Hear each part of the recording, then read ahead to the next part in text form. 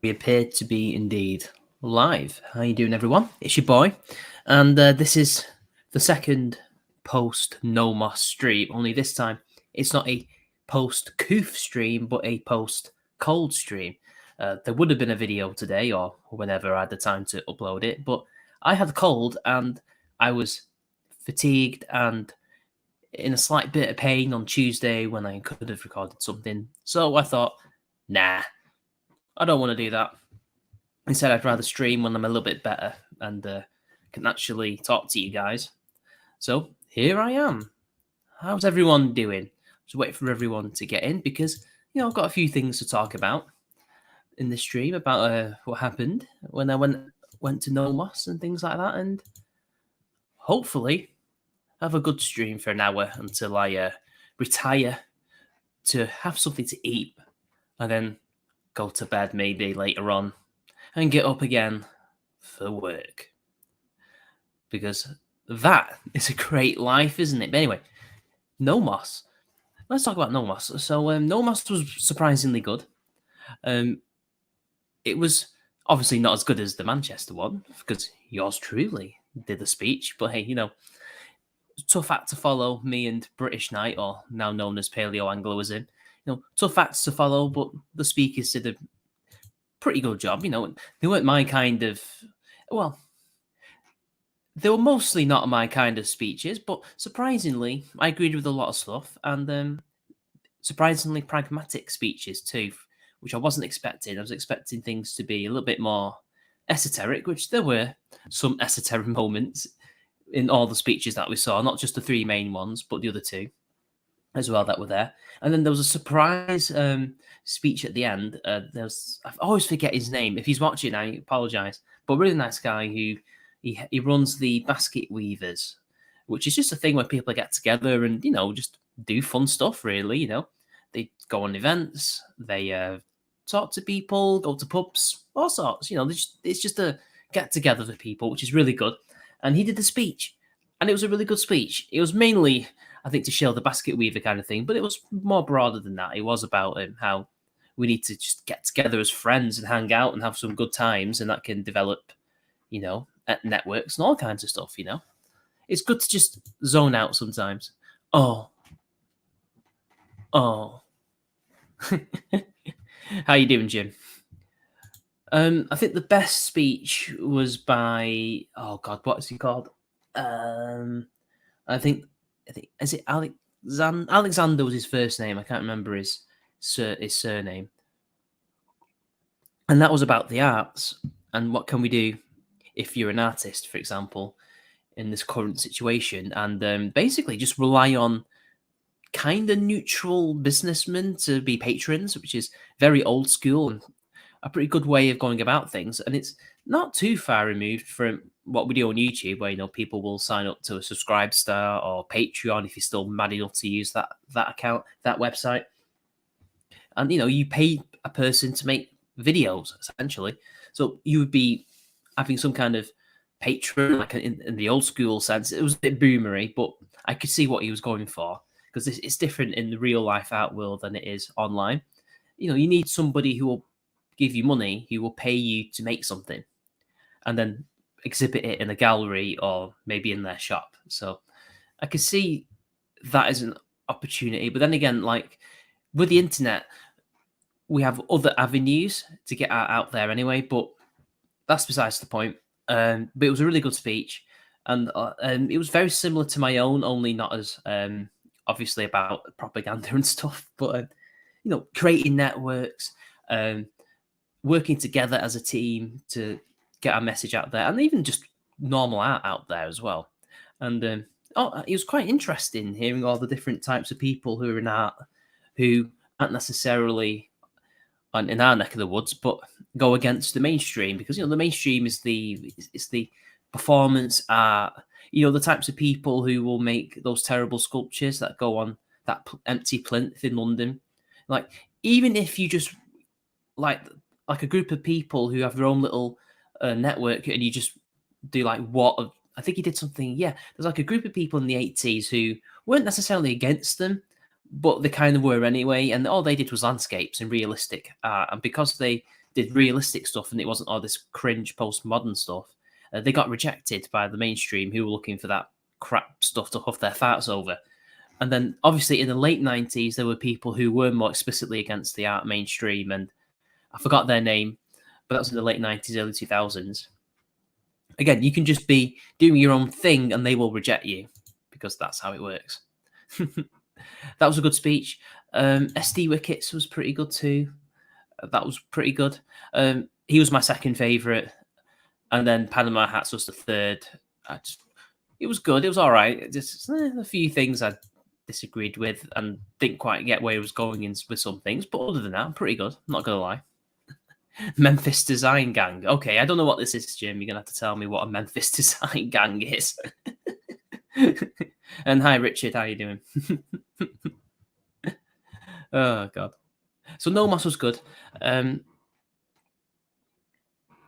don't know if I'll be going to the third one because it depends where it's going to be and how expensive it's going to be and if I have the time.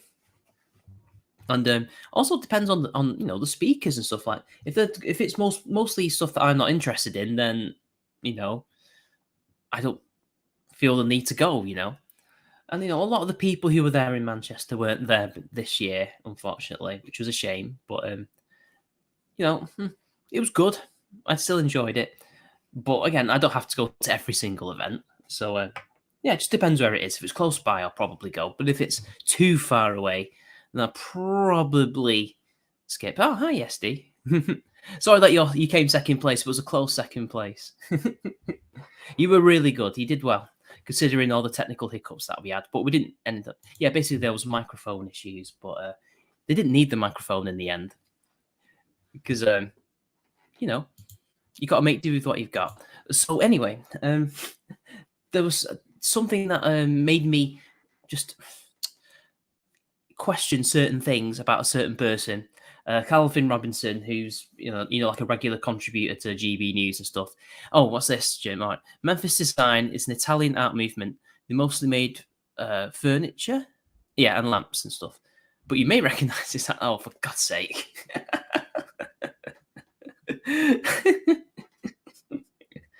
Oh, Jim, I should have known that was coming. Oh wait, I mean, what? Like, oh, I know what you're referring to, Merc. We won't talk about that. But Calvin Robinson made an interesting tweet on Twitter, which I might bring up. Hang on a sec, because it just didn't make it. This thing didn't really make any sense what he said. So we're gonna go. It's only a little thing to go through because I wing these types of streams. In case you guys didn't know, this is incredibly off the cuff and completely improvised. This was not actually planned. All right, I'll just bring it. And I'm still not used to StreamYards, but it's better than now. As you can tell, I still have a little bit of a cold. I'm in the endless coughing phase, so that'll be gone soon. Right, I'll just share you my screen. This one, here we are.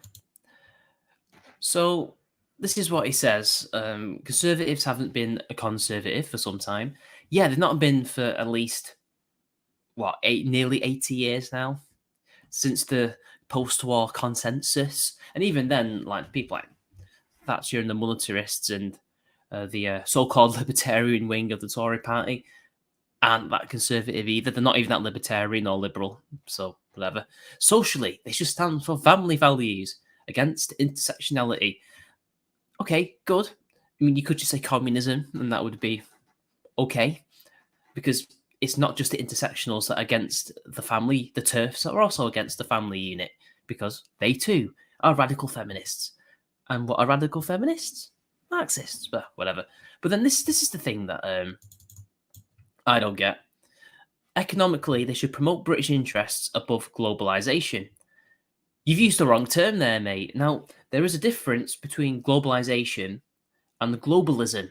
He means globalism. He means, the global homo trying to turn the world into a bland, featureless society where everybody's the same and everybody has no property and they'll be happy, things like that. Where we are subjugated under, I guess he would say, if not a one world government, then a one world elite, which kind of already exists, a one world elite anyway, or at least an elite that is predominant over other elites in the world. Fair enough, but globalization is not the same. Like the like just before the Bronze Age collapsed, that world was semi-globalized in the sense that you had all these different civilizations, like the Egyptians, the Mycenaeans, the Hittites, etc., trading all with each other, but then also farther afield into Afghanistan and India and even England in Cornwall to get tin and all sorts. That was a semi-globalized world, but they still promoted their own issues above others. That's why they were fighting each other or fighting other smaller kingdoms and stuff like that for supremacy and God knows what else. Same is true with the British Empire, which one can argue started modern globalization with the building of the railroads, the taming of the seas, because the Royal Navy went around fighting not just slavery but pirates. And coupled with the French Empire and other European empires, connected the world far more than it had been previously. In fact, you could even go further back than that and say the Spanish and the Portuguese started it. And then, but then again, they still promoted their own their own interests above everyone else, splendid isolation and all that. But we were still connected with other countries, and that wasn't globo homo. So what does he mean by that? That doesn't really make sense. To me, if you're going to say economically, it should be free markets, free for capitalism, stuff like that, really, right? That's what they should be for. To allow each individual British person to be able to make their own decisions and start businesses and stuff without the state getting in the way and interfering, surely. But I don't know. I don't think he's particularly bright, and a lot of people make that mistake anyway. But I just thought I'd share that, guys, because it's just stupid. Doesn't make a lot of sense. But this is, again, apparently this is the caliber of commentators that we should be following, that we should stomach. Well, I'm sorry, but we need smarter people in the public eye. There's not enough smart people on this side that are actually doing anything on TV or anything, really. And it's just a shame. But you know what? At least it resonates with some of the dumb normies that watch GP News, I guess.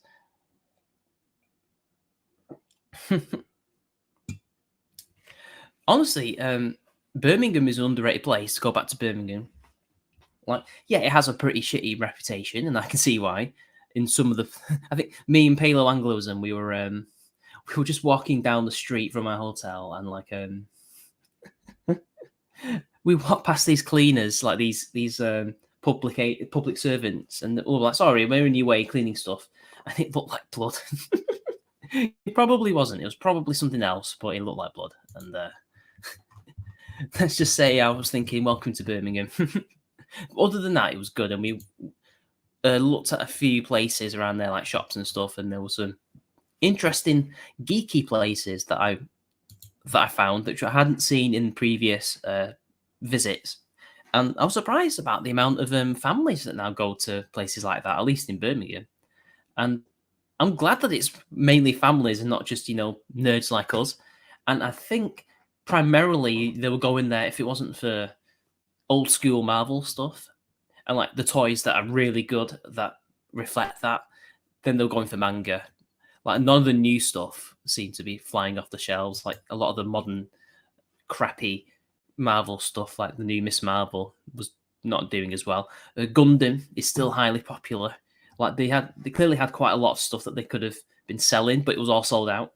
I managed to find one toy that I used to have as a kid, which made me quite nostalgic. I'm not gonna lie. Could be worse. Could have been a Kurt Doolittle. Oh, Jim. For those of you who don't know, Kurt Doolittle was he used to be a libertarian, and he founded the ideology propertarianism, which is too complicated to get into and explain because I myself don't actually know what it is, and I don't think many people know what it is. He knew what it was, but when he tried to explain it to you, it was like reading a Foucault book. It was just word salad that was incomprehensible for the most part. But essentially, it was an offshoot of libertarianism that was kind of going more towards, I guess, what you would call formalism. It was a bit more authoritative. Yes, he was. That's all you need to know. He basically pissed himself in like a protest at some point, chatting to a bunch of BLM guys. I still don't remember what the actual protest was about.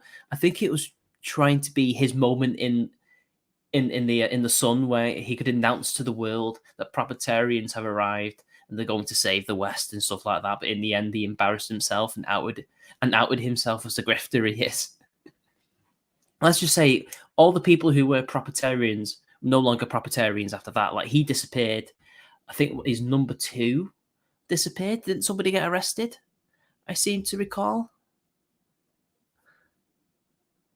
I can't remember now, but I know that somebody got disappeared or got arrested. But it was still funny, nonetheless. I hope it wasn't piss, but it was clearly piss. Like, there's just no going about it. That was clearly him pissing himself. And then he started talking to them about their dicks and how their dicks are bigger than his and white people's. And I'm like, that's not how you talk to people, let alone black people. What was he trying to say? I guess he was trying to suggest that he might have feelings for it. I don't know. He wanted a new constitution, so he did a rally on July 4th. BLM showed up and he went up to them and said they have big peepees and he wants to go. Oh, God. If that doesn't prove that you're a grifter, then I don't know what does. To go for him trying to do like a putsch, saying we need a new constitution for this country because it's not as good as it used to be, and then end up going full on leftist to these leftists who show up to ruin your big protest, your big event. Wow, what a cook! That's full on cuckoldry. Wow. And considering he's a proprietarian too, so he shouldn't even be for equality. He shouldn't be for egalitarian stuff, and yet here he is saying, "I want us to be equal, man. You got big peepees." And yeah, he's back to being a nobody. I mean, I've not even heard anything from him. I've not even seen people share his articles or anything that he's done. And then, I mean, he followed the same career trajectory kind of as Richard Spencer, really. I mean, Richard Spencer did have a slight Indian summer. Like, he briefly became like a YouTuber, and he was also a CNN contributor, lest we forget. But his movement also went that way. Like, they had that big moment in Charlottesville and a few other places, and then just also blood sports, can't forget that. And then it ended. As quickly as they arrived, they ended. And it was really their own fault. And also, I think when I look back on like that whole era, we know when the race realists came on YouTube and started making their arguments on YouTube and then having these debates with a lot of the so-called skeptic community type people, which, by the way, did not exist. But whatever. I realise now that actually they weren't that good at arguing. And in fact, their arguments weren't as intimidating as I initially thought. Like, actually, you can see where they went wrong and where they were right in their science and just say, well, okay, and? Well, explain to me why all these things means that I should treat my friend differently to, say, my other friends, you know? It's objectivism for autistic boomer ethnats. I mean, I wish I could say it was even that, Jim. I wish I could say it was objectivism for autistic boomer ethnats. I mean, I don't know. But, oh, sorry, my eyes. That whole period from like 2016 to like 2018 was, I think it's overrated. It's really overrated. Like, for some people, it seems to be like this mythical place where everything started going to shit. Or it was even better then than it is now, which arguably, yeah, that's true. But it's kind of been mythologized. And for a lot of people, they think that everything started in 2016. Like, you'll see that in comic skate circles and in places where people aren't as clued in as we are. Yeah, proprietarianism or subjectivism for autistic boomer ethnats. But like, when you actually have to talk to these people, you have to tell them, look, mate, None of this started in 2016. Like, where were you when Gamergate happened? Like, Gamergate didn't happen in a vacuum. That shit had been building up and building up for at least 3 years, if not 4, which started with a few minor events that people didn't realize would snowball into that. So there was a thing with, I think, well, the people started to realize that there was something up with gaming journalism in like the early 2010s with like a Doritos commercial, and then there was obviously the Mass Effect 3 debacle. Oh yeah, and obviously what stuff was happening before that, Jim? Yeah, Atheism Plus. Yeah, I mean they had been going on in the 2000s, but I think they were hampered by the likes of, well, Richard Dawkins when he was somewhat sane, and also Christopher Hitchens when he was healthy. Only after he died did they then go for atheism, which I thought was interesting. Like he was, I don't think he knew that at the time. I don't know if Hitch ever did like a article or ever talked about stuff about cultural Marxism or anything like that. But whether he knew it or not, he was kind of like a bulwark. He was the Thames barrier against the atheism plus types because Richard Dawkins, even though he ended up rejecting them for the most part, he still favorably quoted a lot of them in the God Delusion. Like PZ Myers is quoted in that, and I think there's a woman as well who's affiliated with them was also quoted in the God Delusion. Like people forget, like this goes back long before 2016, and the people who say 2016 was the year that everything went to shit, they're wrong. They are misinformed, and I don't know if it's a cope or they're just ignorant, but these people need to be educated that all this stuff goes way back. It goes even way back than the early 2010s. I mean, there's been cultural Marxist shit for decades. Remember, it all started in the Frankfurt School in the 1910s, I think, up until the 1930s. Like, none of this is new. It's just the area of attack that they choose changes. So it used to be class, then it became culture. And it wasn't just the Frankfurt School that had come up with this. I think it was also Gramsci came up with the idea for attacking culture, or at the very least, institutions. So, like, the Long March through the institutions, controlling the culture, controlling the future of society through schools and things like that. That's his idea. Yes, they need to go against the wall, Jim. I agree 100%. I could get you on in a bit if you want. You can come on, Jim. So, like, all this stuff is not new, none of it. Go read the likes of Gramsci, Marcuse. I've got another book. Hang on, let me have a look. He's a bit different to the usual Frankfurt people, but Erich Fromm. I've got a book of his called The Fear of Freedom, which I got for I got for different reasons. It wasn't actually to read up the Frankfurt School. It was I was thinking about normal people and how afraid they are of true liberty. Because if human beings truly wanted freedom and liberty in the complete sense of the word, as we understand it, then they wouldn't care about safety. Yet they do. In fact, they prefer safety over everything else. And I think that book is meant to be about that. It's about how totalitarianism happens because people are afraid of freedom and its responsibilities. I guess I've not read it yet, but I had a cursory look at it online and on its contents, and that seems to be his general gist. So even him, a cultural Marxist, understood that, and saw it as an issue. So, one day I'll read it and I'll maybe do a video on it or something. But if you actually look on the Wikipedia page for cultural Marxism or the Frankfurt School, it's considered a conspiracy theory, even though he's a real person.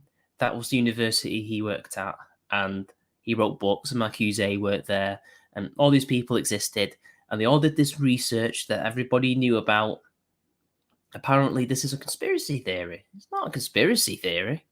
It's real. Apparently, it's a far right conspiracy theory, and it's in the history of ideas. This is a well-known group of people, but whatever. What do I know? All right, Jim, I'm getting you on. I'm getting you on, Jim. Hang on a sec. I'm gonna Discord it, yeah.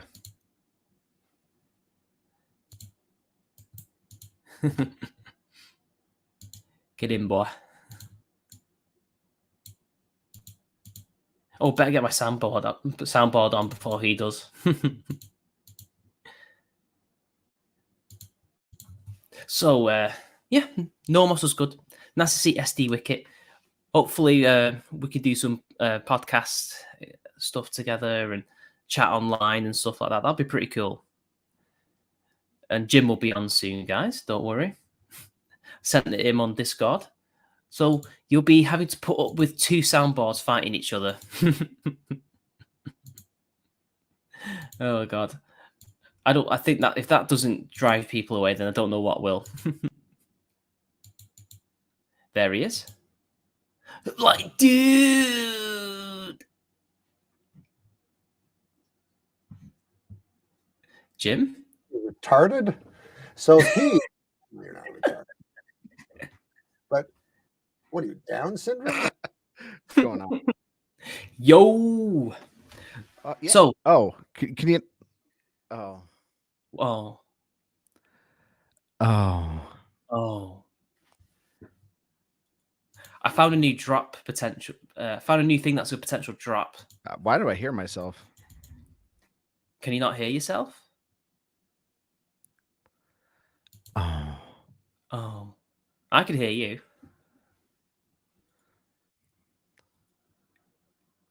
What's going on, Jim? I can hear myself. That's the problem. Oh, you can hear yourself. Well, Oh, shut up. I'm sorry. Anyways. Boomer. Why am I not being able to... I can't hear you, though. I don't know what's You going on. can't hear me. Oh. I figured it out. Okay. I did the thing. StreamYard's weird. It put it on the wrong speaker. Okay. Didn't use my default audio. So there we go. Oh.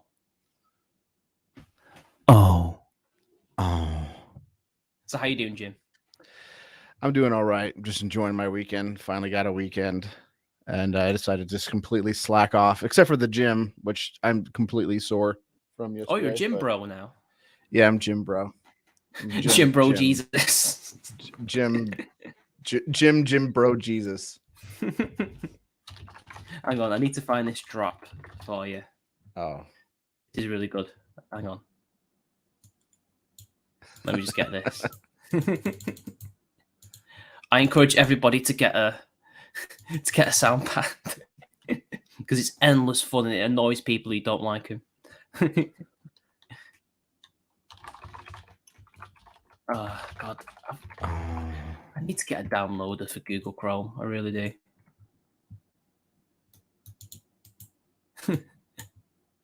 It's pretty damn good. You're gonna like this because it's topical, kind of. Right, now we need to edit it so there's no awkward pause at the beginning. There we are.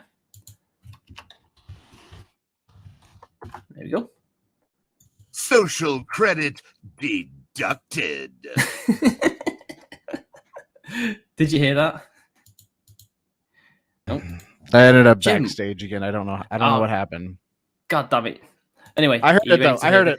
You heard it. Yeah. I knew you'd like it because you're a Halo fan. Well, I like the Social first credit. one. I don't think I've ever played any of the other one. I played a little bit of the new Infinite, but that's about it. Have you heard about the TV show? Oh yeah, I've heard rumors about it. I don't know too much else, and I'm kind of in the first episode. He takes off his helmet. Yeah, but why? Why? Why would you do that? Why? Why would you do that? Why would you do any of that? I actually have that shit. Hang on. I heard it's like completely woke. I don't know, but then again, I heard the same thing about. Why would you do it? Why? Why would you do that? Why? I heard the same thing about Shin-Chi or what is that? Shang-Chi? Oh, Shang-Chi, yeah. Well, I heard the same thing. Propaganda, isn't it? No, not really. I didn't see it. The film version, you know. I didn't see it, and we watched it last night. I should say, maybe not propaganda, but pandering. Yeah. I don't even see that. But it's what Hollywood thinks Chinese people want to watch, right? If it's a Marvel film. Yeah, maybe. Because the comics aren't like that. It's kind of like a Bruce Lee film, from what I've seen. Well, I heard the comic. I mean, the whole point of that character was just to be an insert for Bruce Lee without having to pay the estate any money, from what I understood.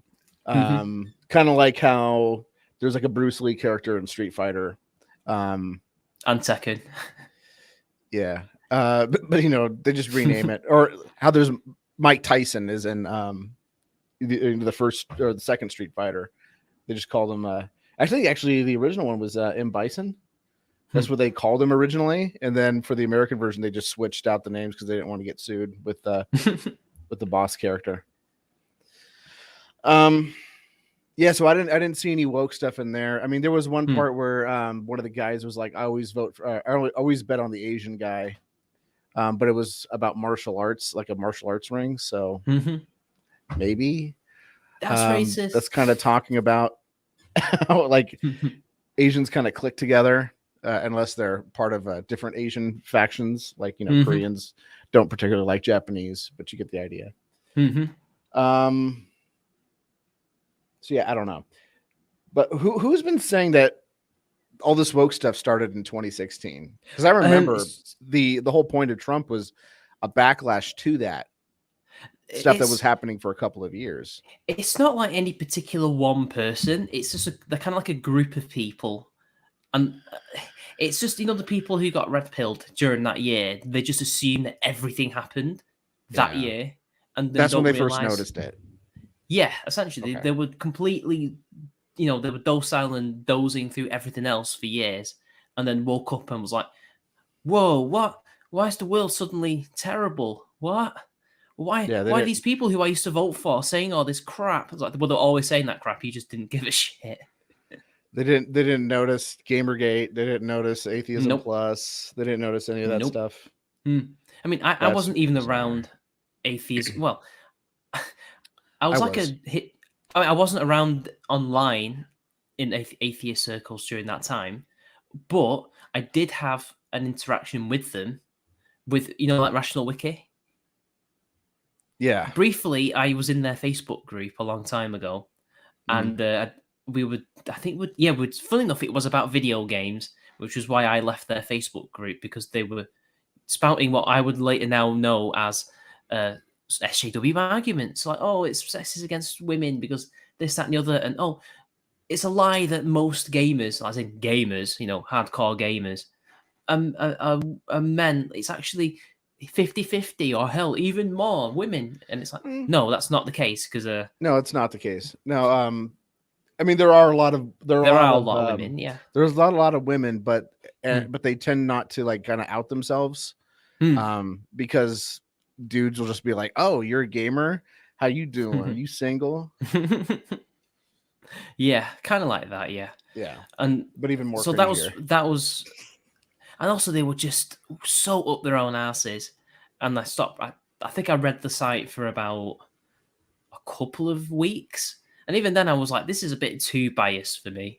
This is worse than Wikipedia.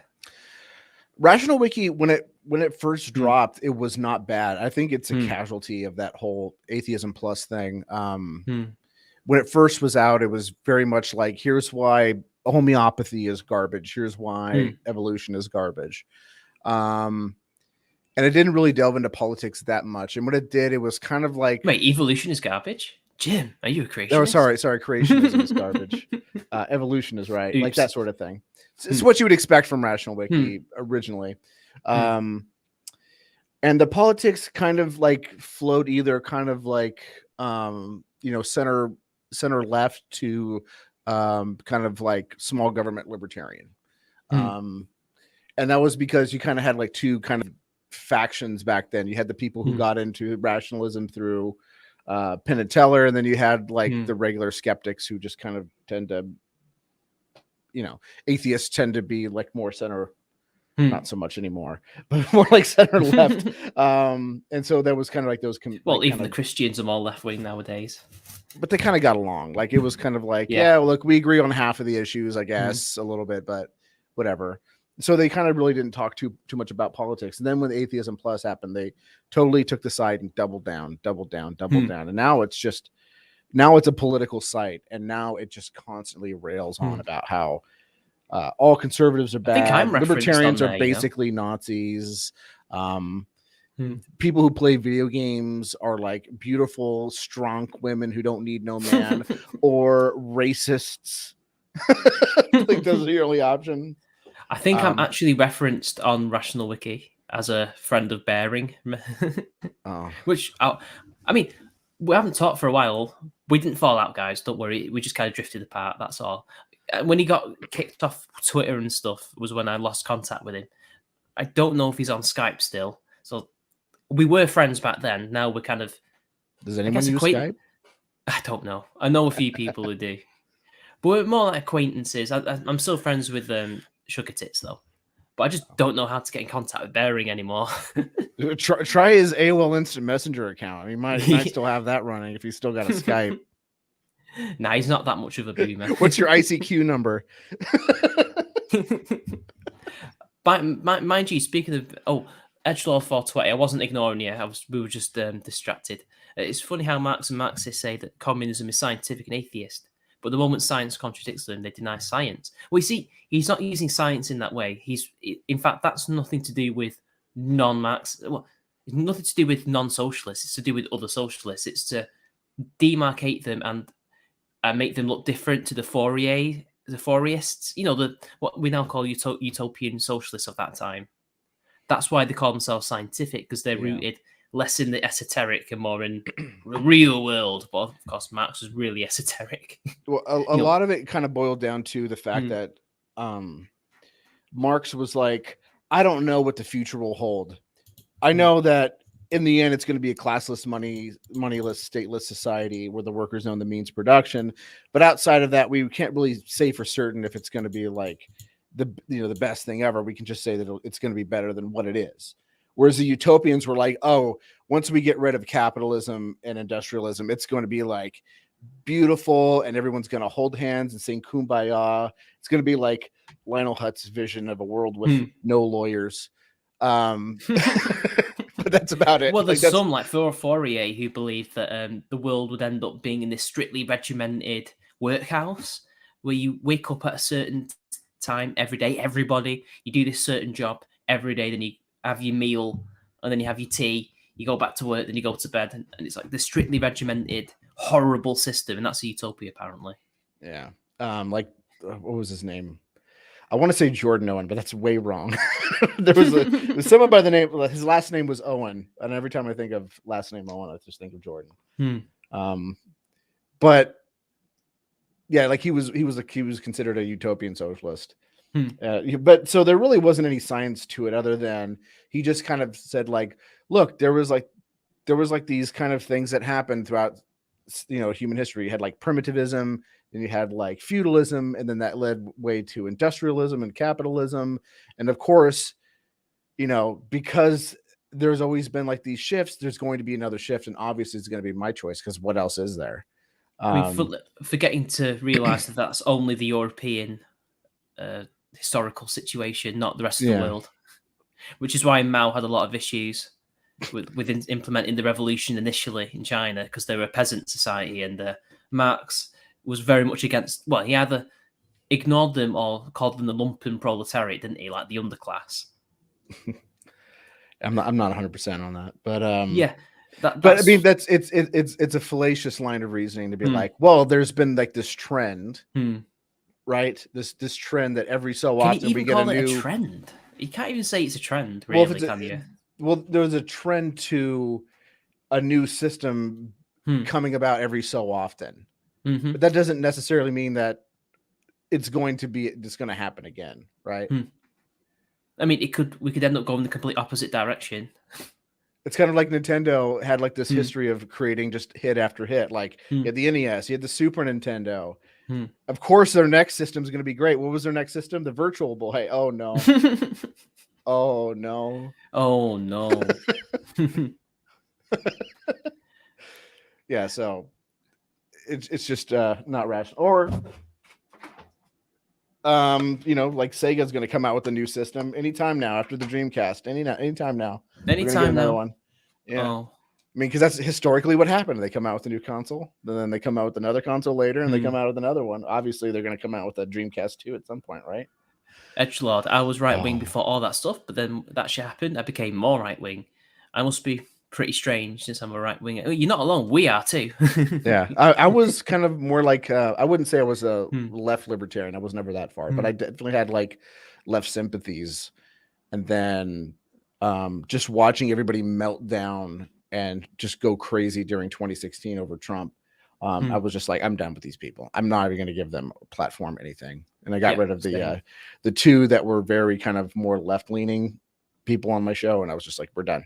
But then because my idea was, I wanted to have like a kind of diverse cast of libertarians, people that were like kind of like voluntarists. You had the kind of left leaning ones. You had someone that was very sympathetic to the right, the alt right, and that kind of movements, but wasn't alt right. And I was just like, I'm done with all of them. Into the trash they all went. So it seems like socialists want to make their socialism different from the others. Well, unless it's National Socialism, then they try to say it isn't. Like, at all. Like, yeah, they'll say that Christian socialism is socialism, but it's like a bastardized version. They'll say the utopians had a point, but they were misguided and wrong. But as soon as you bring up the big H, uh-oh. Well, everything is not true socialism unless it's going good. So Venezuela was like the prime example of how great socialism is. Look how great it is.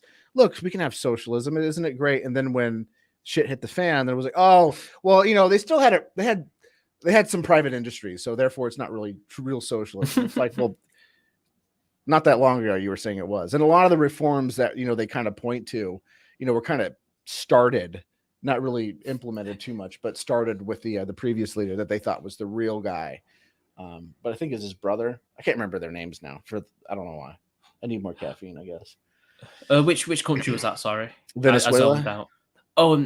I don't know about brothers, but I know that it was Chavez, wasn't it? He was the initial. Yeah, Chavez, and then although there were other people before him that laid the groundwork, but then after him it was some other guy, not his brother, but the brother was Cuba. So. Oh yeah, the Castro brothers. Yeah. Yes. I don't think. But even still, they're still pretty Marxist. I think they're like the last holdout communist state or Marxist state, rather. Well, I mean, Chile just elected somebody who's basically a pinko. I think Bolivia is currently under one as well. Like he's almost. I think it might not be the same guy, but I remember that they once elected somebody who's almost a primitivist. Maybe Chile needs another 9/11, and I don't mean 9/11 2001. Like I'm talking 1970, whatever it was. It was a close election, though. The Pinochet candidate nearly won. Oh, yeah, they elected a young president. He's like the youngest president. He's no longer Jacinda Ardern. This guy's like 35. Wow.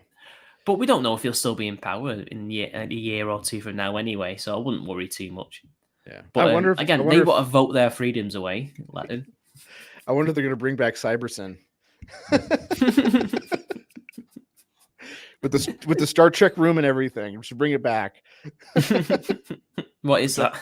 Okay, so Cybersyn, like if you talk to a lot of technocrats, they'll kind of bring up like, oh, well, Cybersyn, proves the economic calculation problem is wrong. But I have issues with the economic calculation problem, but that's a whole other subject. Yeah. I think it's mostly true. But they say like, oh, it doesn't, that's not true because look at Chile. They hooked up all these like primitive telex systems together, and they had like this really fancy like Star Trek room with projector slides that had all the economic data on these projectors. And they looked at that and was like, oh, look, it's a technocratic society. And, they broke up a strike. It was like, well, first of all, why was there a worker strike if communism was so great? One, two, it didn't do anything. There was no outputs in it. So what they would do is they would get the data, they would put the data on like these graphical slideshow projectors and then put it in the room.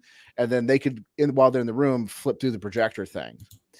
But there was nothing to say like, okay, like there was no computer saying like, okay, we need to reallocate system things. This is where the people in the room couldn't press a button to go, okay, we'll send more, lumber to sector 521. There was none of that. All it was just a room that they could all sit down, look at the data, and go like, all right, let's make our next 5-year plan. That's all they did. But people will try to gloat it as like this major like technocratic marvel, and it wasn't. It was all just a lie. And if you say anything, like if you upload a video talking about CyberSyn critically, you will get like 5 people who post like the same too long didn't read comment that they post on every one of these videos. It's bizarre. It's like a little cult. And a lot of the people who worked on CyberSyn, including Beers himself, who like designed the whole thing, was like, no, it wasn't a technocratic thing. It was just like a way I thought that, we could streamline data to, central planners. That was it. Okay, Tommy, get on the helicopter. Pretty much. Well, he's dead now. Oh. Yeah. Oh, well, he became a good communist then. Yeah, a good communist, yes. A very good one. That's called, I think it's what Freedom Alternative calls techno-optimism, the idea that technological progress is always good and can always have good consequences, and that we can just overly rely on it and everything will be okay. And it's like, no. I mean, yeah, so having a smartphone is great, but when it's listening in on everything you do, that's bad. And then not only that, you give it to your kids and they're watching terrible shit on TikTok and YouTube. Like, well, just having a TikTok account is really bad. That's basically a rootkit.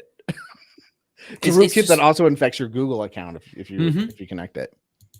Yeah, I had to take it off my phone as quickly as I could, because now modern phones, like, the most current batch since let's see, I've got an Android, I've got a Samsung S21. Yeah, we got the my same other phone. one did. Yeah. I got the Plus though. Pleb. I don't think I've got the Plus. Do I have the Plus? I don't know. But like that came with TikTok, and I had to delete it twice. Oh no. Yeah. Like, that shouldn't happen. It shouldn't really come with YouTube either. Like, it shouldn't come with any of these Google apps or anything like that. Maybe Samsung's own, because Samsung made it, but not Google, not Amazon or anything like that. I should have to get that myself, I think like a lot of them just come bundled with Google stuff, because if it's an Android phone, they're going to put a bunch of Google stuff on there because it's Google's thing, and they probably work out some deal. Yeah, fair enough then. Yeah, it's the operating system basically. Yeah, that's all right. I just wish that I can install it without having to root my phone. Some of these apps you can't uninstall. That's yes, it is spyware, edgelord. You're absolutely 100% correct. Also, you're not as popular on TikTok as you think as well, because the Chinese have flooded it with bots to make it look big. At least bigger than it actually is, but it's really not. Yeah. It's big, it's huge, but it's not that huge. And it probably won't last that long either.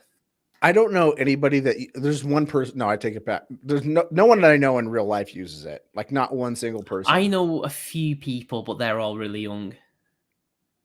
I don't know anyone my own age who uses it. I also work with a lot of younger people too, and even they don't use it. But what they do is they will watch those on other mediums. So they'll watch it on Twitter, or they'll watch the videos that get spread elsewhere, YouTube and stuff.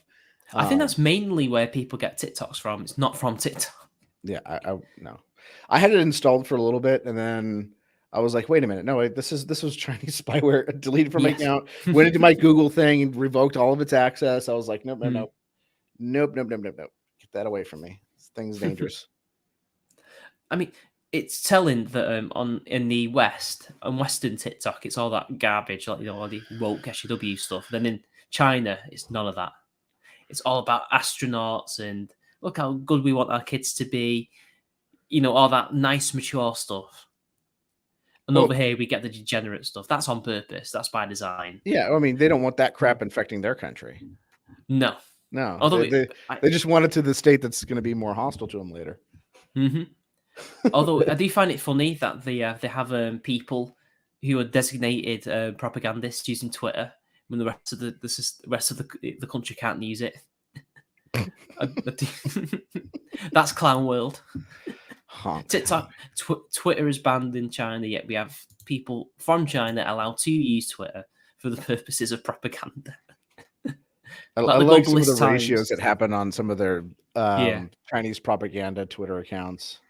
Is it a How they rumbly or hard. tumbly? Wait, does Xi Jinping have a Twitter account? I bet he does. Maybe. I'm gonna look this up. And it's probably all filled with responses like Winnie the Pooh, Tiananmen Square. I don't think he does. To be fair to him, I don't think he does. There's a load of parody accounts. I don't think he does have one. I do remember there was a point where people were getting fed up with Chinese players on video games, and so what they would do is they'd start spamming Tiananmen Square, and Winnie the Pooh. and then you just see that the player count just drop because of firewall stuff. Like I still find it funny that they banned Winnie the Pooh because it was Chinese people saying, "Oh yeah, he does look like Winnie the Pooh. Is it a rumbly tumbly? Great leader." Up, down, hit the ground. Oh bother! Oh bother! There's a famine. Oh bother! The Turks are getting up at you. Go to Gulag. Oh bother! I'm hungry. I can't do his voice. Oh, I could barely do it. I sound more like an old person. Oh, what are you doing there, son? Now it's Can I Biden. get some of your honey. Can I get some of your honey? You know the thing. I can't stand these Tiggers in my neighborhood. I want to sniff your nectar. And you've been deleted from YouTube. Yes.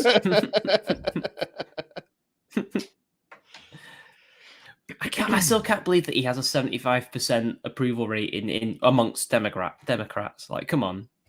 Who does? Biden. Oh, Bo Jiden. Yeah. Bo Jiden. What does freedom of he's got these Joe cranes, Biden. man. Got these cranes, and Russia's taking all the cranes. All the cranes, man. The tractors, man. Michelle Obama, she was a great vice president. Who do you think will replace him come the revolution? Not the revolution. The election. I don't know. So there's a lot of speculation. I don't know how many non-Americans are listening. There's a lot of speculation. We don't know how true it is that he might not run again. There's also speculation that they might do a 25th Amendment, which the 25th Amendment to the Constitution says that if a president is mentally unfit to do the job, then they can pull him out. But there is speculation that he may not run again, that he might pull like an LBJ and just I'm not going to seek re-election. I think that's probably going to be the more likely output. Wait, LBJ never. Well, so LBJ took office because JFK was assassinated. Hey man, then he nice ran. Shot. Yeah, hey man, nice shot. I'm not going to sing it though because I don't want to scream on the mic. But I believe he ran again. I could be wrong. I think he ran again and won. And then when he could run for re-election, since his first kind of term really wasn't him, a term, he wasn't elected, so he could still run again. He decided not to run because of how bad the Vietnam War was going. Interesting. Which makes you wonder about all the conspiracy theories, like, oh, he killed JFK to become president. Well, he became president and then decided not to bother seeking re-election when he could have done. Yeah, because there are people I watch on YouTube. It's called America's Untold Stories, who are convinced that JFK was killed by LBJ when he wasn't. Like, they don't even think that Lee Harvey Oswald did it. Well, Lee, I used to be a big. I have been on two. I was on two kind of different versions of the JFK. They're not a conspiracy theory channel at all. That's just the one conspiracy they seem to believe in. That's because it's so common. In fact, there's even like documentaries that have been ran on major news networks about how JFK really wasn't killed by Oswald and he was just a patsy. There was even a major motion picture that was like pushing a Oh, yeah, lot of Oliver these Stone, conspiracy yeah. theories by Oliver Stone. But actually, I think both of them were done by Oliver Stone. So like these are like very much, I think even today, like most people think that there was something fishy that went on, and that the Warren report doesn't really do it. So I was like really big into it, but on two different versions of it. The first version, I was like really into Bill Cooper, and Bill Cooper, if you get like a really bad version of the Zapruder film, it kind of looks like when the driver turns around, he's pointing a gun. But when you get a clear copy of it, you start to realize it's just like the lighting of the passenger side's hair, and the part kind of makes it look like a hand pointing back. So at first I thought that the driver did it. But why would he do it while he's driving? Yeah, but it looked like that. It did look like that when the crappy version that I saw. And then when I got a clear version of it, I was like, oh, okay, no, that's just the shine from his pomade. Okay, whatever. Wow, that's some shiny pomade. Yeah, and then so I just kind of adopted the kind of Jim Mars version of it. But then I got really into hey man, nice haircut, Vincent Bugliosi, and I got interested through him because of Penn and Teller, and they broke down the JFK conspiracy theory and why it was crap, and then I ended up getting his book, Vincent Bugliosi's book, Reclaiming History, where they go through every single one of the conspiracy claims that JFK was assassinated, and he just fucking rips it to shreds. And he actually, the reason why he wrote that book was because they did a mock trial in the early 80s for Lee Harvey Oswald. They actually got people from the Dallas jury pool, flew them, all expenses paid, to have a vacation in London, provided that they act as a jury on this thing, and they swore them in like they were doing a real jury. They actually had the best criminal attorney, I forget his name, but he was like the best criminal attorney. He's never lost a case. He lost this one.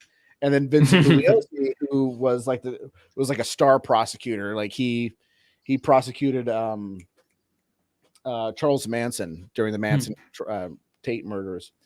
And like they did a mock trial. The only thing that was different was Lee Harvey Oswald couldn't be there for obvious reasons, but they actually got all the witnesses. He became a good communist. Friends. Yeah, he did become a good communist, a very good one. Too bad it wasn't against the wall, like real justice for him. But that happened to Che, by the way. Oh, did you know that the guy who killed Che Guevara died today? The guy who killed Che. Oh, yeah, press F in the chat, guys. F for the guy who executed Che Guevara. F. But yeah, they did this mock trial, and it's actually really interesting to watch, just to see like them actually break down all the conspiracy theories in an actual courtroom. An actual courtroom that really wasn't a real trial, but it was as close as you could get to an actual trial for Lee Harvey Oswald. It was good. Highly recommend it. It's on YouTube. It's really long. Yeah, I've seen bits of it. It's pretty good. Yeah. But yeah, that's the one that everyone believes. Like that one, 9/11 kind of truth stuff kind of fell off. 9/11. Well, you do it. Yeah. Oh, you're gonna make. Jeez. 9/11.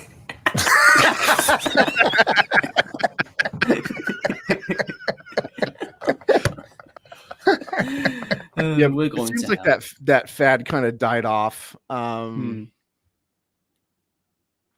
I think that's about. I think those are like those are the two big ones. Gulf of Tonkin wasn't a conspiracy theory. Like that was something real. So what I mean by conspiracy theory is that like. So let's say that when I say that like a conspiracy theory was proven true, that means that there was an existing conspiracy theory, and then we find out later that the conspiracy theories were right. I heard someone say that there actually has been examples. I don't recall any off the top of my head, but Gulf of Tonkin was not a conspiracy theory. Like it was something that was being said by government officials who were like, "That's not true. That's a lie."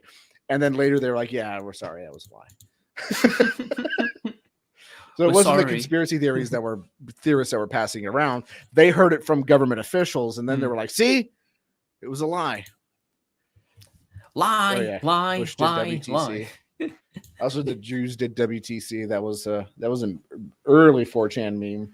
Did you know there was a similar kind of false flag operation in World War II? Well, it was just before it started World War II. The Nazis did it in Poland. They pretended to. I can't remember exactly. Burn down the what happened. Reichstag? No. That had nothing to do with going to war. That was more domestic. Yeah, that was to get Hitler to have. Yeah, to have unparalleled control. Yeah, to become chancellor for life. See, at the very least, Julius Caesar just announced, "I'm dictator for life," because none of y'all are trustworthy. None of you can fix this mess. Even he gave up trying to fix Rome's Rome's issues. Augustus did though, but whatever. They had a false flag on the Polish border, so they had, I think, a platoon or some kind of division pretend to be Polish soldiers. Somebody got killed or pretended to be killed, and then that was their justification to attack Poland. And they were already in Poland, obviously, as before war was even declared, causing shit. So their Gulf of Tonkin happened. So World War II happened because of a Gulf of Tonkin type incident. Although he was obviously trying to get into Poland anyway. He wanted the Polish corridor, didn't he, to connect Danzig with Germany. But, who doesn't want Danzig? I know, right?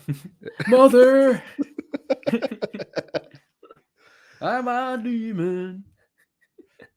Goddamn.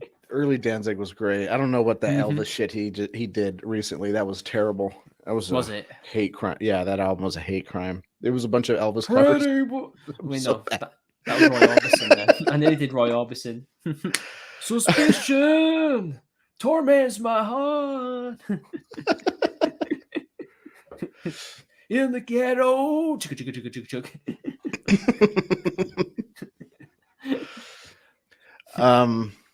Where was I going with that? Oh yeah. So yeah, like those are the big two, and I think the bigger of the two is JFK. I think even my parents who were always like, anytime I was really into conspiracy theories, they were like, "Oh, that's all crap. But it was like JFK. I don't know. Seems a little fishy to me. It's a very boomer conspiracy theory, isn't it? Yeah, it is. It's very much. But you kind of have to question if you. I think it's almost a majority of people think that JFK was, that Lee Harvey Oswald didn't act alone or didn't do it at all. I think a majority of people believe that. And there's been like Hollywood movies and TV documentaries that you really have to start going like, okay, why do like these big, why does Hollywood really want me to believe that it was like some crazy conspiracy theory? I don't get where this idea that JFK was like some beacon of freedom, like a freedom fighter that's going to make America more free than it ever been free before. And it's like, where are you getting these ideas from? Where did they get the idea that he was? Oh, well, okay. So tell us, Jim, why do people think that JFK was going to get rid of the FBI and CIA and all those other agencies?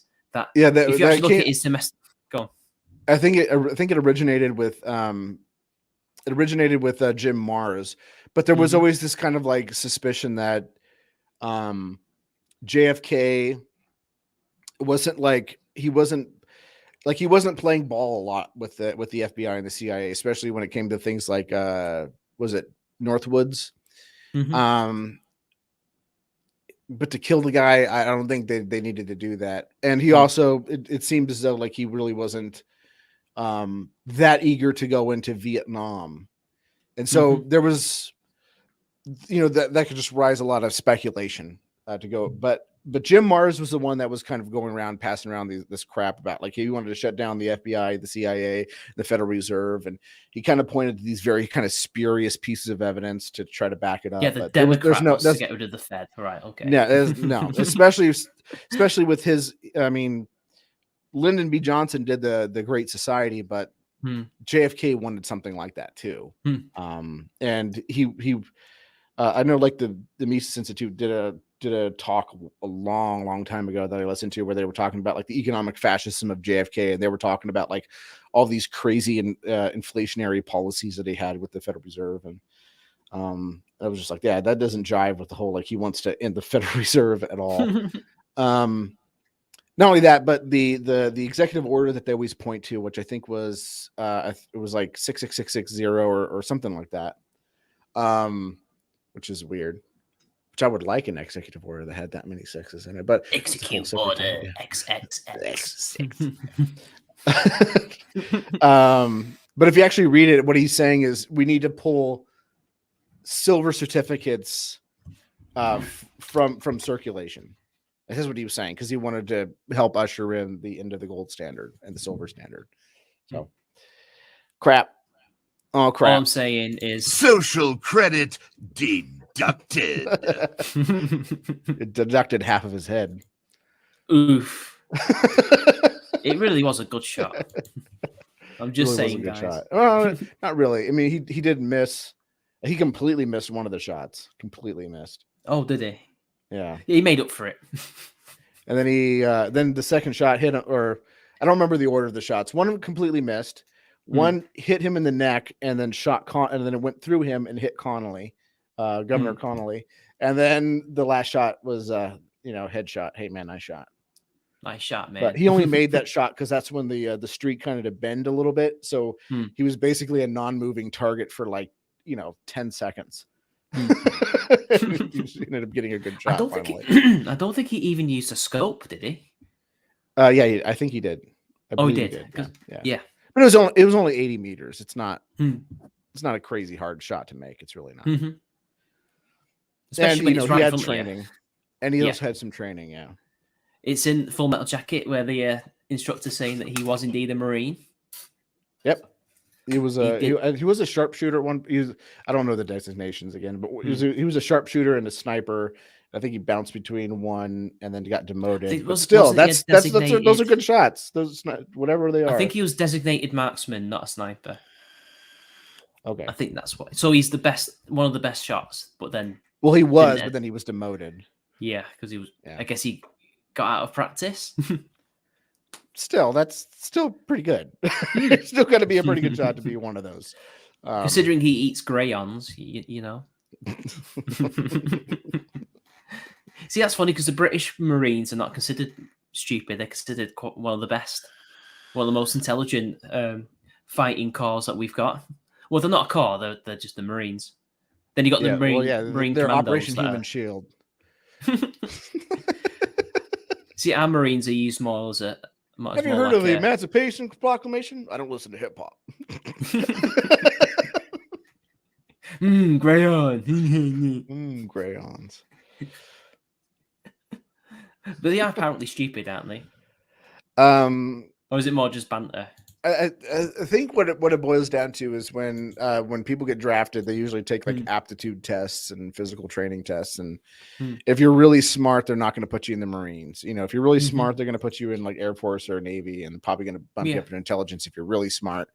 But if you're just kind of average or kind of dumb, they're going to probably put you in the Army or Marines. That seems about right. Yeah. So, any news on some of the lol cows that you like to follow? No. I think all of my lol cows have been really silent. So Chris Chan is in jail, and he is writing. I want to emphasize he, and it's not because I'm trying to be mean to the transes. I'm not. It's just that he is not mentally capable of understanding what any of that stuff is. I really don't believe that he falls into it. I think I think people just trolled him into being crazy. Yeah. I think he understands it. He's just using it to get laid. Yeah. That's my idea. That's my theory. I guess it worked. Yeah, it did. Maybe I should get a Christian. I'm going to hell. Social credit deducted. I guess it worked. Minus 15. But he's trying to compare. Last I heard, he's trying to compare himself to Jesus and being persecuted. Oh, he's been doing that for years. Yeah. Well, now he's doubling down on it. Here's one of my lol cows, Ralph. Oh, yeah, little piggy. Did you hear what happened? So did you hear what happened with Ralph the Top, with old Ethan Ralph? Yeah, I heard that he showed up at the Blaze headquarters and was squealing. Ray, what you doing, Ralph? And I guess Nick Rekieta asked about or talked about it. Yeah. Because Mr. Medicare sent him a message asking him, like, is it illegal for someone to have a howling hog on their property? Squeal! They were like, no, I don't think it is. He's like, but what if that squealing hog had a decibel level that made it unreasonable for people to enjoy their property in quiet? They're like, okay, I guess, yeah, that would be a violation. A violation okay. of the NAP. Well, what if this squealing hog also had a had a public platform? Oh yeah, he had a Fed T-shirt on, didn't he? That was the funniest thing about it. Yeah. I thought, nah, it should be fat. That's what it should say. Last I checked, Ethan Ralph still follows me on Twitter. I don't know why. He must have forgotten about you. Well, he's liked a couple of my. He may have blocked me. I don't see it. Or did he get blocked? Is he off Twitter still? He might be. Why was he going after the Blaze? Do we know that? Why have they incurred his wrath? Oh yeah. We follow each other, so there we go. I know he's not a big fan of Rekieta because Rekieta's been dunking on him too. Because everybody's been dunking saw on him. The light. I'm so glad people have seen the light because the guy's been a scumbag for years. Like people think that he suddenly changed like a couple of years ago. No, he's always been terrible. Yeah, he was just entertaining. He was entertaining for a point. I think that's what it was. Even when I used to listen to him back in the day, the Kill Stream, and I think he should have been abandoned by everybody when that whole grave trolling thing happened. Do you know what I'm referring to? No. So there was a girl. Oh, what was she called now? I forgot her name.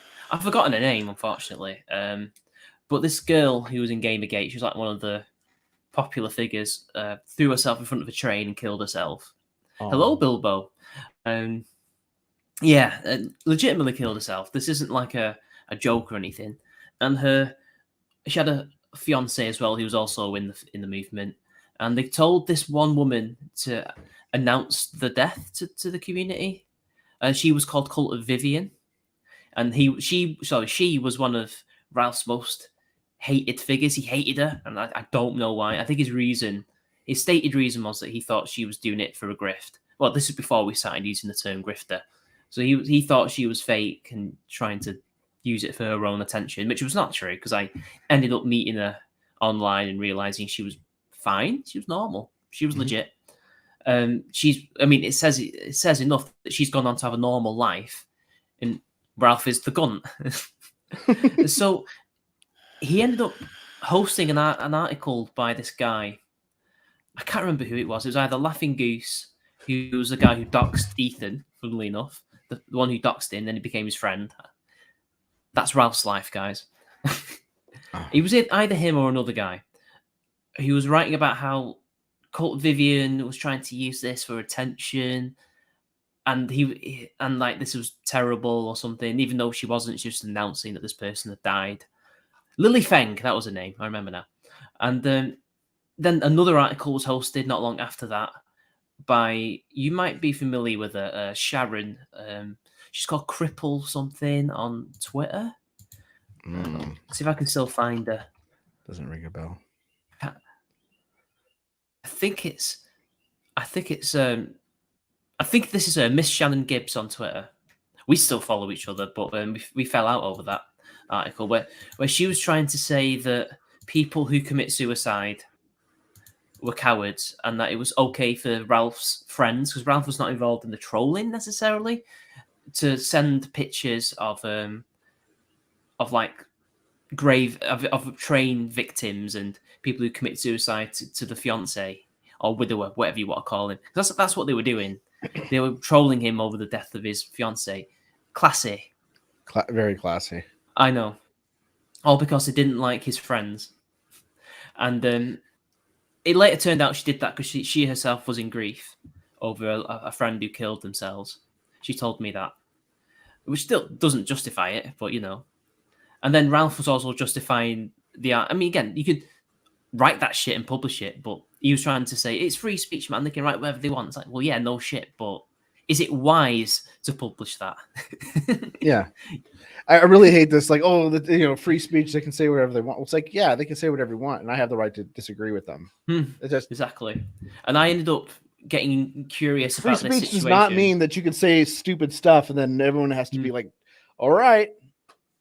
I got curious about the situation. I'd already been acquainted with Ralph, not with the others. So I was going to do a video on it, and I got both sides' arguments. But then as soon as I saw what happened with Ralph's mates and stuff and the other side, I was realizing, oh shit, there's only really one side that is right.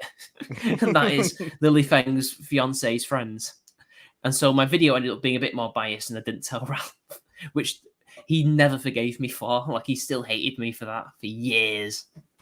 But I'm like, I'm sorry, you just don't be stupid in public. Yeah, he definitely holds grudges. Yeah, don't be stupid in public, man. It's that simple. Yeah. Don't do what they call grave trolling. I forgot what they called it. Not grave standing. I forgot. Grave trolling, grave posting. I don't know. Just don't do that shit, man, and don't justify it. I mean, like, he had potential to kind of, be very successful. I mean, sure, he's going to get kicked off of YouTube because he's an edgy boy, but that's fine. But he just had like this thing where he just wanted to, probably for his own personal reasons, or I don't know, he kept like screwing people over along the way. Like he was making like what?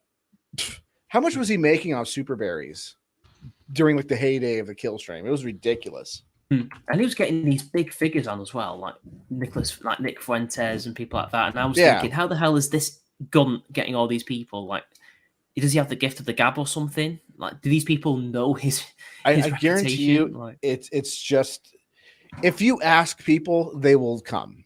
I don't know. I just really have a problem with like asking people. But I remember people were like, "Oh, we got David Friedman to come on our podcast. This is so amazing! Like, I can't believe he actually accepted our." He's like, "No, he regularly goes on YouTube channels with like less than 100 subscribers all of the time. Like, because he just likes talking about this stuff. That's just something he finds entertaining. I think he's retired now, so Kinsella's the same way. Like, there was a lot of, and that's just like in the libertarian sphere, Walter Block. But there's still people outside of that'll still come on and just talk to like almost nobodies all the time. You just got to ask and not be a dumbass and not seem like a dumbass to them, rather. Exactly. So I think they just were like, oh, there's like this live stream show and it's getting some views. Okay, sure, I'll come on. And of course they come on, and then everybody who follows Jim or who else used to be on the show regularly, was it JP? Is that his name? Oh, JF. And so anytime those people come on, their audience is like, oh, you're going on that show? Maybe I should check that show out. And so Cats in frog legs. It's a great way to grow your audience, is just do an interview show. Think about like all the really big podcasts. They're all interview shows. All of them. All of them. Some of them just appear out of nowhere, and I find it really sus and annoying. So like, there's a guy called Chris Williamson. What did his YouTube channel used to be called? I don't know, something intellectual. I don't know. And like, he ended up out of the back, like talking to Carl, Sargon, Michael Malice, all those people. And I'm like, how do you get all of them? It took me ages to get through to some of them. Like, who are you? Yeah, I think Michael Malice is far more selective now because he's become like this major celebrity. But I mean, I had one of my co-hosts had him on her show. Then it was a really easy thing to get, and it was right about the time that he started writing that Kim Jong-il book. Now he's like a superstar and he's everywhere. In fact, I kind of knew who he was even before all of that stuff because he was a good friend of mine, to Sauce, and I used to talk to him regularly. And he used to tell me about him, and that's how I heard about the whole "You're welcome" meme. Like putting "You're welcome" in quotation marks and all capital letters anytime someone tries to correct you. And then like it's bait, so that if someone corrects your grammar, you could be like, oh, it's and you're spelling it YOUR. so people will go like, oh, you actually, it's actually, well, it's also in quotation marks and all capital letters, but you didn't notice that, Mr. Grammar Nazi. Try harder. Stay mad, bitch. Yeah, stay mad. Yeah, it's infuriating to people who do that stuff. But it's kind of lost its flair now that it's the name of his show, and like everybody knows about it now, so it's kind of lost its magic. But it was fun back in the day. It was, yeah. I mean, I'd like to talk to him at some point. I still remember something funny that happened. So like during the publication of the Red, no, not the Red Pill, sorry, the New Right, which I've got. It's a good book, guys. It's a great book. Yes, really good. It's one of my favorite books. Legitimately, like one of my favorite nonfiction books. I would agree with that. That's up there for me. He was obviously he had to go. I don't think he self-published, but he did have to go around and do all his own promotion. So he ended up talking to Academic Agent of all people. Oh no! When they were, so Academic Agent had about 50,000 subs at the time, and I think Malcolm Ellis, I don't know if he'd started YouTube at the time. He might have done. He might have had his YouTube channel. Oh yeah, he's had his YouTube channel for a long time. Yeah, he was slightly smaller, I'd say, and that was the first time I'd ever heard of Malcolm Ellis. And then fast forward about 3 years later, it must have been somebody on one of his streams, one of Malcolm Ellis' streams. He was an AA follower. Asked him, "Are you going to talk to Academic Agent again?" And Malcolm Ellis went, "Who?" Suffice to say that me and Harry and all the so-called Tory boys, which I'm not even a Tory. most of the people he calls a Tory boy are not Tories. We all laughed so hard at that because he must have heard about that. There's no way that didn't get back to him. Oh yeah, someone already had told him by now. That's got a sting. But then again, V forgot who I was, and I've streamed with him a few times. I've been on streams with him on Sargon streams, and I've met him in real life. So it happens. Yeah, I really don't get the whole like flex. Like, oh, I know Miyamoto. Like we go way back, Miyamoto-san. We go way back. I know Kojima.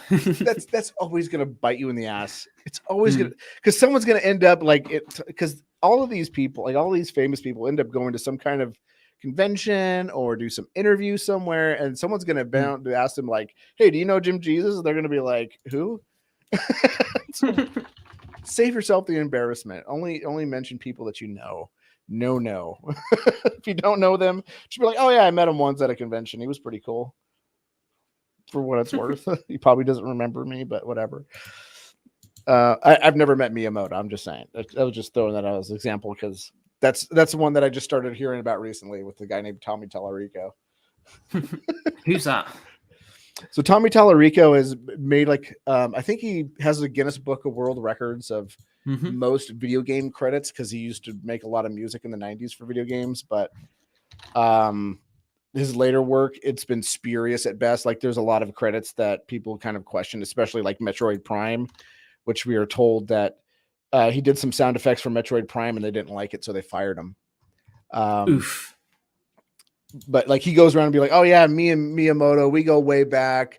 Like we're good friends, Miyamoto-san. Like that's what I call him, and we're good friends." But it's like, no, that's why he fired you from Metroid, right? Which Metroid would this have been? It was Metroid Prime. There was one for GameCube. I don't even think he had any involvement. I don't even think he has any involvement with the Metroid series. I think it's some other guy, but whatever. Yeah, just don't do that. At best, you could be like, "Hey, I was on a live stream once with so and so, and they seem pretty cool." Or I met him at a convention. Just don't be like, "Oh yeah, I'm best friends with Walter Block." Be like, "Bitch, I just went on your podcast once. I didn't even remember who the fuck you are. You're just some rando." Just thought it'd be nice. I have noticed that the bigger that some people get, the more you're right, the more selective they do become, and I do think it's at the detriment of some of the. Yeah, you do, but at the same time, it's like the potential pool of up and comers who could really, do for some of that exposure kind of gets lost because I think what's happened in recent times, which we used to do quite a lot. We used to signal boost each other and collaborate a lot. Even with some really small people, you'd get a person with 50,000 subs helping out a guy with 100 or even 50 if he thought he was really that good. You know, you don't see much of that anymore on our side, but you do on the left on YouTube. That they'll help each other out because that's how they kind of got themselves out of the rut. Because you remember during 2014 to about 2016, no, 2017, like the right was fucking blowing up, and what bread what tube? I don't know what that is. Well, BreadTube didn't even exist back then. No, I don't know. I mean, I know there was an article that was in the grey zone that tried to say that BreadTube was like a psyop. I mean, maybe it is now, because if you want to know why he called it that, whoever runs the grey zone, I forgot his name, Blumenthal, is it? Basically, it came out, it got leaked that Philosophy Tube is working with the British government for COVID propaganda reasons. Oh, no. Did you hear about that? No, I did not. Yeah.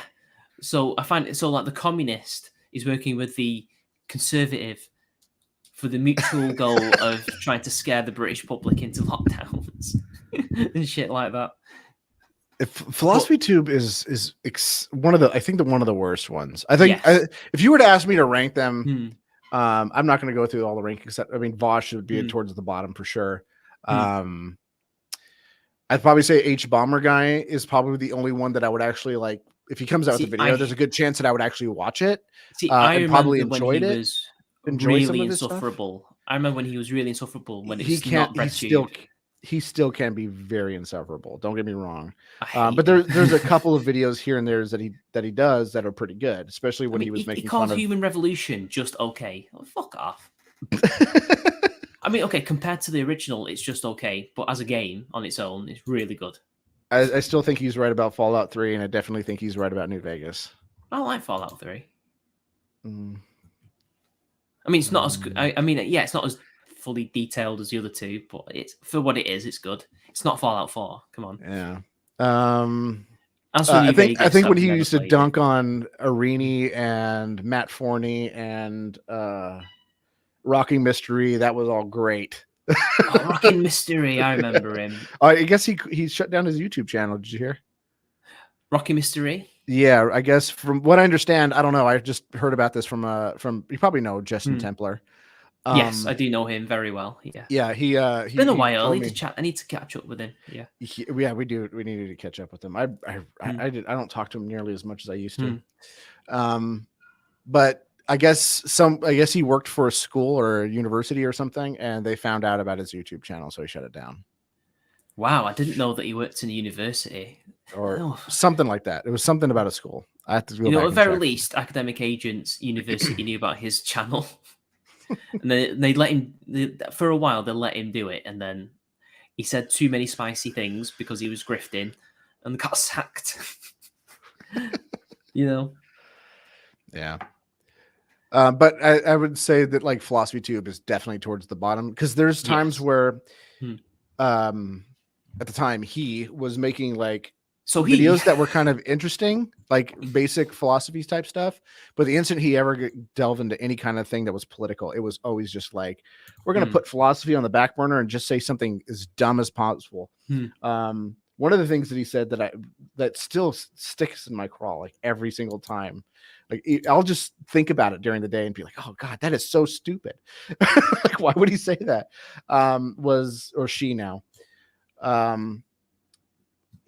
She said that if everybody had affordable housing, then there would be no housing market. So that's why they keep a housing market or keep people homeless. It's like, do you not understand that people want to move and they want to make more money, and then when they make more money, they're gonna like, I want a bigger house, or maybe maybe I don't like keeping up a big house and I want to downsize a bit. Like it never occurred to this person ever. Because all they ever did was just go into university, get all the book learning, and then sit in their little ivory tower and just make a bunch of money and not pay rent because they decided they just didn't want to pay rent.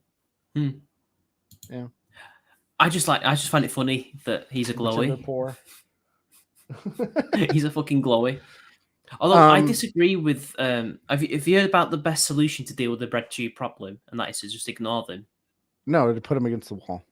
Well, yeah, there's that. But if you want to make them less relevant, you ignore them and stop debating them and responding to them. I have this long-standing policy. I just don't debate communism, communist, for the same reason I don't debate Nazis, because it's a failed genocidal ideology that nobody gives a shit about anymore, except for little pockets on the internet, and that's it. Like, now, you never run into these people in real life unless you go out to seek them out. Like, that's fair enough. But I think that's what Razorfist was saying in regards to BreadTube, and he's right about that. But then he also says it about Anita Sarkeesian. And the problem is she has institutional power, so you can't ignore her. Yeah, sure, on YouTube. Does she still, though? Oh yeah, have you seen what's going on with video games? Last time I heard about her, she went to the UN. And yeah, but the UN is a completely worthless institution. Yeah, but, it really is. Yeah, she did, but after that, what else has happened? I don't know. Well, she's been pictured at Google a few times, and a lot of other like big gaming companies. So like EA, she's been pictured with them, and she's been noted as like a person who will consult on games, and some very high profile ones. And then it's not a coincidence that as soon as she disappears from the limelight and starts working her horrible little magic behind the scenes, suddenly video games get even more woke. Yet when we were putting her out on display and showing her up for how shit she was, people tended to games weren't as bad. Now they're even worse. So like in Nintendo is being completely immune from that, so I'm happy. Yeah, well, Nintendo's immune from everything. They're in a self-contained bubble. They're like the London of video games. The yes AA let out when British said it would be reasonable to put the beating on BLM. I don't remember that moment. You're gonna have to give me some context, Bilbo. But was it an epic gamer moment? I have no idea. I think it might have been to do with clearing them out. I don't know. Oh. Yes, AA did vote Remain. There's a joke that AA has the worst voting record. So he voted Remain during Brexit, and it wasn't for political reasons. It was for those selfish reasons, and that was if he voted Brexit, he was worried that his flat would lose value in the market. But if he voted Remain, it would increase, so he could sell it. What an asshole! I know. And he also voted Blair quite a lot, although he did get disillusioned. You see why I call him a grifter?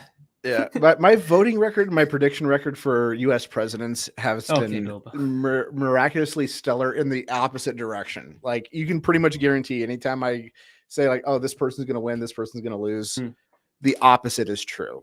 I said, I thought Romney was going to win, lost. I thought Hillary had it in the bag, lost.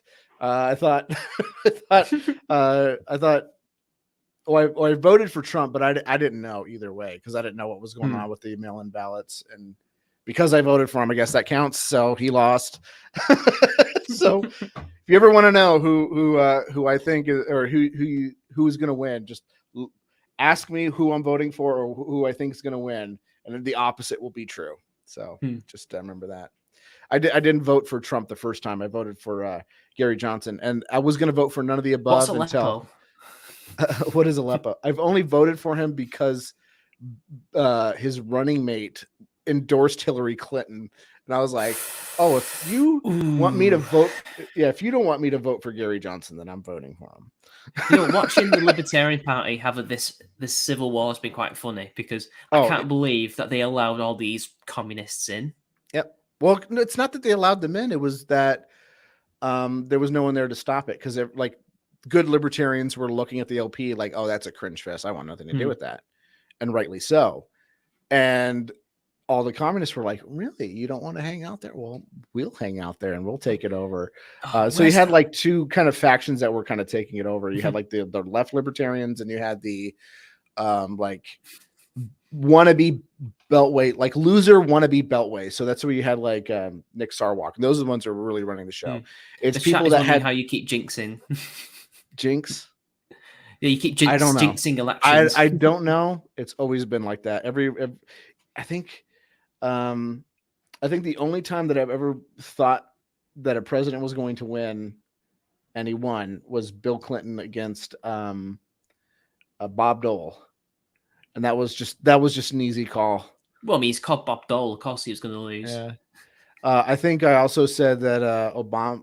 I also said early on that Obama or that McCain was going to have it in the bag because nobody was ever going to vote for a black man or a woman president. You were wrong. Oof. On one of them, anyway. So no, I can't. But I think that once the election started going, I was like, "Yo, yeah, Obama's got this." He was a silver-tongued charmer. Of course, he was going to win. McCain is. I thought Kerry was going to win. I thought Kerry was going to win against Bush. No. Yeah, I thought Kerry was going to win when I was a kid. I remember that election vaguely. Yeah. I thought after all this war, like no, as a kid, in simplistic, early no, how old would I have been? When was that election? 2005? No, 2003. 4. So when I was 11, I was thinking, well, the war's gone on. He's a Republican. There's no way he can win because he's so bad. Yeah, and yet he won. And I lived in California at the time, and so like everyone I know hated Bush, so obviously there was no way he was going to win again. Oh, hello, Paleo Anglo-ism. That's British Night, if you remember. Praxeology, not even once. No, Praxeology once. It's fine once. Just I thought you were an Austrian as well. I thought he was an Austrian. I thought he'd like that. No. Last night, if it's the same guy, I think it is. He was. Chicago. Yes, British Night. Chicago. No, British Night is. he's Austrian. British Night, and he's surprised that you're Chicago. He was telling me that. I'm like, yeah, these people do exist, and they're based. Yeah. I used to be an Austrian. I used to be really into like the Mises Institute and stuff, and I still follow a couple of them. Like I like Kinsella, even though I think he's wrong about argumentation ethics, and praxeology, but his IP stuff is good. I fucking do love how base he is. Yeah, but I was really kind of wrapped up in that stuff, and then I started listening to like Friedman, and I read Machinery of Freedom, and there was a lot of things that were really bugging me about the NAP and just pure logical deduction to kind of come to economic conclusions. I was like, yeah, there's got to be exceptions. There has to be exceptions to the rule. And the world doesn't work all things being equal. You can't really look at it that way. There could be a very, very good chance that, there could be an example, all things being equal, raising the minimum wage won't increase inflation or it won't increase unemployment. It'll decrease it. Yeah. Oops. And, not only that, but a lot of it's not helpful and stuff, especially if when you think about how policies are kind of bundled and things. It's never just like, hey, we're going to increase the minimum wage tomorrow. It's like, we're going to increase the minimum wage and we're going to, do this and do this and do that. And all those other things could have like an inverse effect on unemployment. So it'll increase employment. The higher rate minimum wage will decrease employment, but it'll all in the end kind of work out. Or, whatever. So there's a bunch of other variables that you can look at. There's places, or there, Euclidean geometry only gets you so far into building a house because, because it never really works out perfectly. Just little things like that. Just always kind of bug me. And the economic calculation problem logically holds water, but then when you test against the real world, the Soviet Union lasted for 80 years, and they were really hard-nosed for a lot of that time about just not having economic calculation. Sure, people died and stuff, but it still existed. And so the idea that it couldn't exist is just, I guess, it's not completely true. I think Brian Kaplan kind of did a really good job explaining why that was true. Brian Kaplan has a great article, by the way, if you're really interested in that stuff. Why I'm Not an Austrian. It's a really good read. Didn't he do a debate as well with an Austrian? I know that David Friedman did, and I've watched that. That was pretty good. I still don't have a particular school that I favor. I just don't like. I'm just like stay out. But there are But there are Austrians that are Mm. that you would like if you heard them talk, you'd be like, this guy's Chicago school. I'm like, oh, he's an Austrian. It's just that the big Austrians, the ones that get the most amount of notoriety, are the kind of Mises Institute. Purely Hayek as well. Yeah, Hayek was an Austrian. Hayek's the only one, apart not even Mises for some reason, that you'll find in like mainstream bookstores, and it's always Road to Serfdom or Constitution of Liberty. State man bad. State man bad. State Yes, man tax man bad. bad. Tax man bad. Tax man bad. Ukraine is currently the most free economy in the planet on the planet at the moment, freer than Singapore. Oh, It actually is. It is. Zelensky actually opened everything up in a war.